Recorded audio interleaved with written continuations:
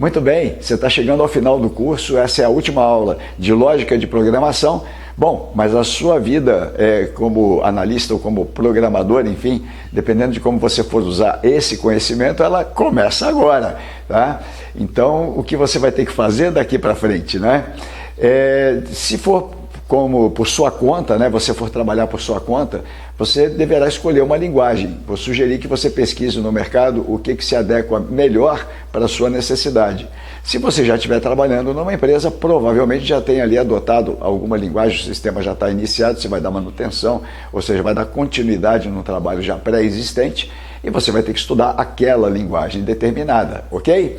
Independente disso, veja, os conceitos de lógica de programação, programação estruturada, podem alterar um pouco, dar uma evoluída, mantenha-se atualizado, tá? Então, daqui para frente, você vai estudar uma ou mais linguagens de programação. Espero que você tenha compreendido que a linguagem em si não é o fundamental é o planejamento, é saber o que você vai codificar, na verdade, é o teu sistema funcionar, e tenha em mente que você vai ter que se manter sempre daqui para frente, atualizado com novas linguagens e com novidades aí que surgem hoje, inclusive com uma interferência muito grande da inteligência artificial. Não peça para ela resolver tudo por você não, utilize-a com cabeça, tá bom? Se você tem uma boa base, entende de lógica de programação, a inteligência artificial certamente vai poder te ajudar muito. Se você acha que é só pedir para a inteligência artificial fazer um código para você, ela vai fazer, mas pode ter certeza, não vai ser a mesma coisa e você pode perder. Então utilize a IA como um auxílio ao seu trabalho. A gente já comentou em aulas passadas sobre subrotina. Então nessa aula, para encerrar, a gente vai fazer um uso de uma subrotina para você entender qual é o objetivo, ok? Então, uma ótima aula para você e parabéns por ter chegado até aqui. Um abraço. Concluindo o nosso curso de Lógica de Programação, bora falar sobre subrotinas. O que é a subrotina? É algum procedimento ou função que vai ser desenvolvido longe do programa principal, uma outra área, tá certo? Vamos entender isso direitinho vendo o nosso fluxograma. A gente criou um fluxograma aqui para a resolução de uma equação de segundo grau, ax² mais bx mais c igual a zero. Lembra disso? Fórmula de Bhaskara, né? Muito bem, então apresenta na tela aqui o título, que é a resolução, declara as variáveis a, b, c e d. Veja, a, b, c são os coeficientes aqui da equação de segundo grau. E o d vai representar o nosso delta, o valor do delta, lembra? Ok, captura o A, captura o B, captura o C. Então esses dados são informados pelo usuário, ou seja, por quem quer resolver aquela equação. A partir daí, veja bem, a primeira coisa que você calcula não é o delta.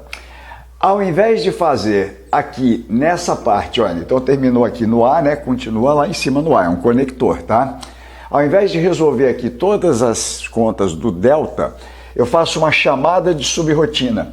O símbolo é esse aqui, é um retângulo barra dupla nas extremidades, tá? Então o que é a subrotina? É um programa à parte que o computador vai executar e quando acabar de executar ele continua aqui embaixo. Você entendeu? E qual é a vantagem de fazer subrotina?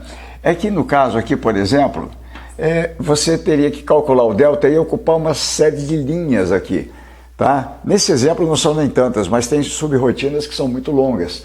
Então você reduz aqui a complexidade, né? Você tem uma visão macroscópica do teu problema, ou seja, vai ser calculado o delta, nesse momento não importa como, e tem uma rotina especial para calcular o delta. Você entendeu? Beleza. Calculado o delta, repare, aqui ele vai buscar, a gente chama assim, olha, delta é o nome da subrotina. Chama a função, no caso, e passa os parâmetros A, B e C que você recolheu aqui atrás, tá? São 3 variáveis. Lá ele calcula o delta e quando ele devolve um valor que vai ficar dentro do D. Você entendeu? Então o D vai conter o valor de delta. A partir daí ele já pode trabalhar com o resultado. O valor de delta e ele apresenta então o valor D. Se o D for maior ou igual a zero, ele vai calcular o x' e x duas linhas, vai apresentar os dois aqui, tá certo? E termina o nosso programa. Eu dei uma resumida no fluxograma. E aqui, caso contrário, então aqui é sim, né? Aqui é não. Caso contrário, o que vai acontecer? Ele vai escrever não existem raízes reais e finaliza o nosso programa. Você entendeu? E aí o que acontece? Eu resolvo aqui o nosso D, a nossa função delta, tá? Do lado, ela é uma subrotina. Então, esse símbolo é de início, esse símbolo é de fim. Só que em vez de escrever início, como não é o início do programa, é o início desta subrotina, eu ponho o nome dela, tá? E informo que eu vou receber as variáveis A, B e C. Então aqui ele passou para mim os valores de A, B e C, aqui dentro eu recebo A, B e C. Vou declarar uma variável real chamada resultado, tá bom? E esse resultado vai ser B vezes B, que é o mesmo que B quadrado, menos 4 vezes A vezes C. É a fórmula do delta. E aqui finalizo a minha subrotina, em vez de escrever fim, eu estou enviando de volta o que está guardado nesta variável resultado. Essa variável é local, ela está aqui dentro da subrotina, não vai ser usada lá, mas ela vai simplesmente ser devolvida aqui no valor da função. Então, nesse momento, D fica valendo o valor do resultado. E aí eu prossigo, o valor de delta é e apresento o valor de delta e assim sucessivamente. Beleza? Muito facinho, não é? Eu vou colocar o código para você testar e você entender no Portugal aonde que aparece essa subrotina. E agora é que vai ficar mais claro por que todo programa tem lá função início, né? E faz o programa dentro da função início. É porque pode ter outras funções. Vamos ver isso agorinha. Eu peguei uma tela aqui do nosso Portugal Web Studio, que é o portugal.dev.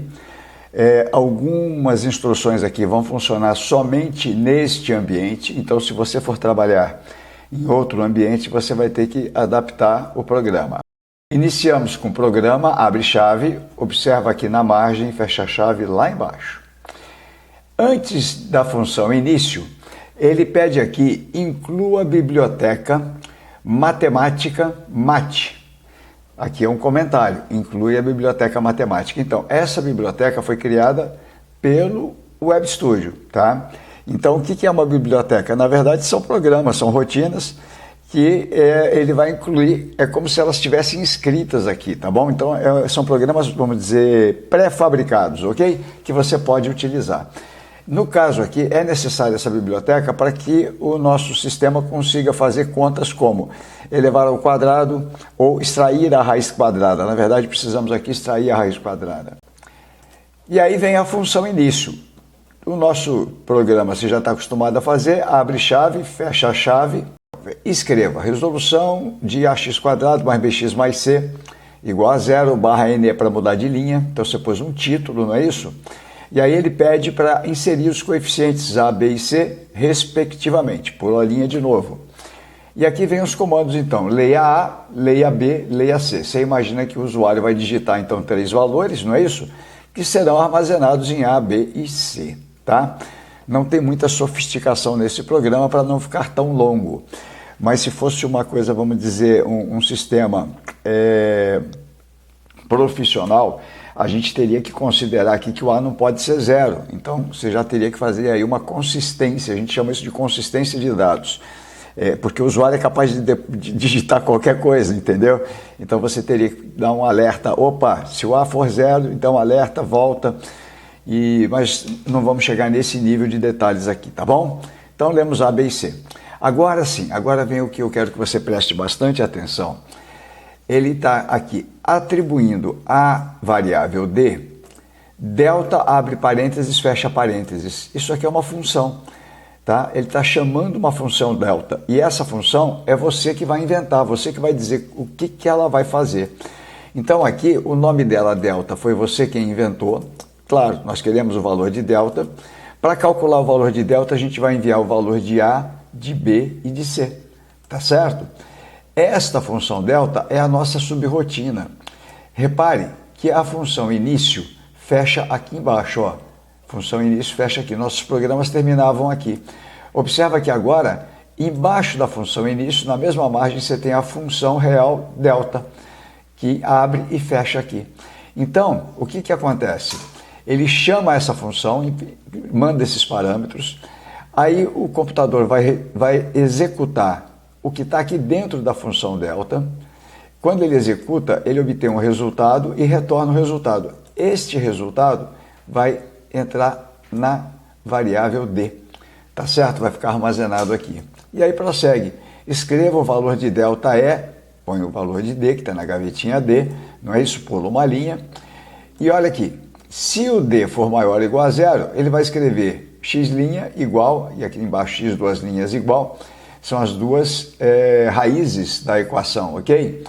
E aqui dentro ele põe a conta, então é menos B, menos raiz do delta. Para fazer a raiz do delta, você tem que usar uma funçãozinha que já é pré-fabricada, que é lá da biblioteca matemática. Tá vendo aqui? mat.raiz de D, o 2 quer dizer raiz quadrada, raiz de índice 2, tá certo? O D é o delta, então toda essa parte aqui, mat.raiz de D, 2.0, fecha parênteses, na verdade está calculando a raiz quadrada do nosso delta, do D, ok? Agora, se o delta não for maior ou igual a zero, então entra aqui no senão, escreva não existem raízes reais. Terminou o programa e observa, o programa termina aqui, não é lá embaixo. Esta função, se você não chamar ela aqui no meio do programa, ela simplesmente não vai ter efeito nenhum, ela fica lá, tá? Isto é uma subrotina. No caso aqui ela chama função, por quê? Porque ela recebe os valores A, B e C, define aqui uma variável resultado para ser usada aqui dentro, calcula o b² menos 4ac, guarda na gaveta resultado e ela retorna resultado. Significa o seguinte, no lugar desse delta ABC vai vir um valor, que é este resultado aqui, que vai ser guardado no D. Então, quando retorna o resultado, a subrotina a gente chama ela de função. Você entendeu? Se não tivesse que retornar nada, apenas fazer algum cálculo, fazer cálculo não teria sentido se você não retornar. Mas, por exemplo, mostrar algo na tela, imprimir alguma coisa, não precisava retornar absolutamente nada. Funciona do mesmo jeitinho, só que a gente chamaria de procedimento em vez de função. Apenas isso, ok? Então é isso. Se você digitar aqui, esse programa deverá funcionar dentro do ambiente portugal.dev, claro, beleza? Eu aconselho que faça. Vale a pena, mesmo que dê uma série de erros no início, você vai treinando, né? E vai se adaptando aí com a linguagem. Com isso a gente conclui o nosso curso de Lógica de Programação. Claro, você tem muita coisa para estudar, são centenas de linguagens diferentes, então cada um vai descobrir qual vai ser a sua área e qual linguagem vai ter que estudar. Mas a gente pede encarecidamente, utilize os princípios que você aprendeu aqui de programação estruturada. A gente encontra hoje no mercado muita dificuldade para fazer manutenção, as empresas têm reclamado demais da falta de profissionalismo, as pessoas fazem programa de qualquer jeito, às vezes o sujeito fica lá 6 meses dentro da empresa, desenvolve um sistema sem nenhuma documentação, vai embora e a empresa fica na mão, e quando contrata uma pessoa para substituir, ela não entende o programa do colega anterior, enfim, isso vai ser resolvido, tá? Toda a parte de programação estruturada, programação voltada a objetos, enfim, tudo isso foi inventado para quê? Justamente para facilitar a manutenção e para que as pessoas se entendam nos sistemas, né? Não só isso, também para que se façam sistemas mais eficientes, tá bom?